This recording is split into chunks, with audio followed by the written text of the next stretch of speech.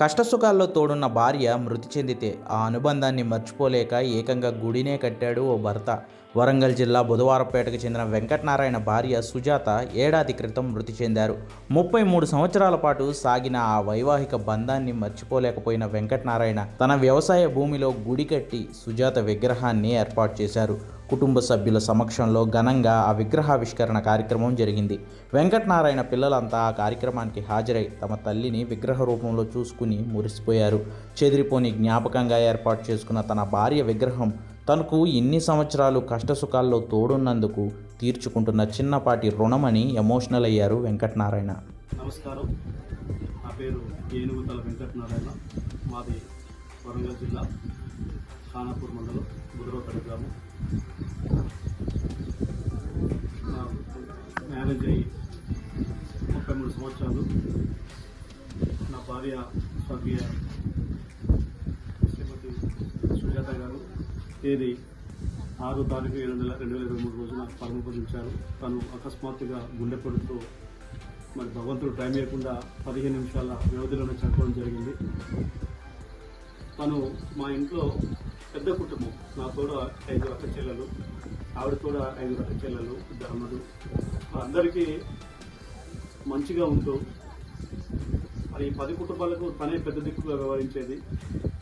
అలాంటి వ్యక్తి మా నుండి దూరం అవడం మేము తీరని లోటు పెట్టారు భగవంతుడు. మా ఇద్దరే గుర్తుగా మాకు బాబు, తనకు సాఫ్ట్వేర్ చేస్తున్నాడు. బాబుకు 2, ఒక బాబు పాప. పాప వయసు 2 సంవత్సరాలు, బాబు వయసు 2 సంవత్సరాలు. పాప ఆడపిల్ల అంటే చాలా ప్రేమగా ఉండేది. ఆ పాప కోసం చాలా దేవుళ్ళకు పుట్టింది. తీరా ఆ పాప ఆళ్ళపాలు చూడకుండానే ఆమె మా నుంచి వీడిపోయింది. కానీ ఈ కుటుంబంలో ఎట్లయితే ఉందో తనని మాకు మా ఈ 10 కుటుంబాల దేవత లెక్క మేము భావించాం.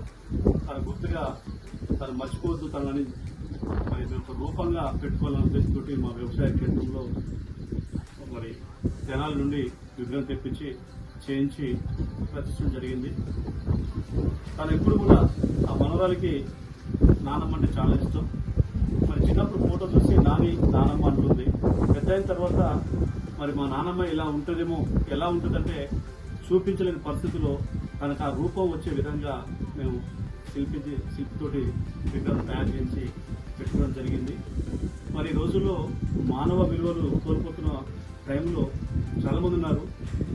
మరి ఆదర్శంగా నిలిచారని మేము పబ్లిసిటీ కోసమో పత్రికల కోసమో కాదు, మా గుండెలో ఆవిడ ఒక దేవతలుగా నిలిచిపోయారు.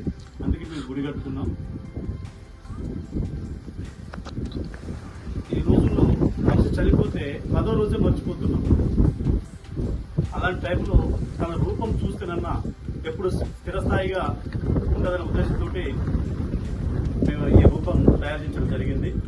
మరి సమాజంలో కూడా మానవులు తగ్గడంలో ఎవరెవరికో నాయకులకు విగ్రహాలు పెడుతున్నాం. మరి మన దేవత మన ఇంట్లో మర్చిపోతే కనీసం రూపం లేకుండా కూడా చేస్తున్నాం. అలా కాకుండా మేము దాన్ని ఎప్పుడు మర్చిపోద్దని మా కుటుంబ సభ్యుల సహకారంతో మరి మా బంధుమిత్రుల ప్రోత్సాహంతో మరి విగ్రహం ఏర్పాటు చేసుకోవడం జరిగింది.